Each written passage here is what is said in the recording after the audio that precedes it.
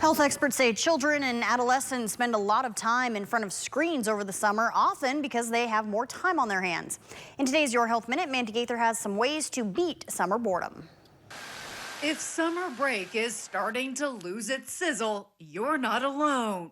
After a few weeks, sometimes the newness has worn off and people are looking for new things to do and new ways to occupy their time. Dr. Gina Robinson with Cleveland Clinic Children's Hospital says screens do have their place in a child's life, but urges parents to set boundaries. She says to stick to 2 hours or less a day and break it up into smaller increments like 15 to 20 minutes at a time. A lot of kids want to spend their time in front of screens all day. Kids are getting frustrated because their parents don't want them to sit in front of screens all day. So it can start to get a little rough. Robinson says to talk to your kids, allow them to decide which activities to build in during the day and encourage them to get outside.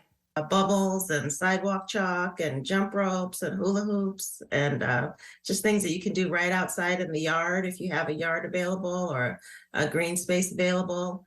Other ideas, neighborhood walks, scavenger hunts, a trip to the museum or the library, which can also help when they go back to school. Countless studies have shown how much kids lose over the summer.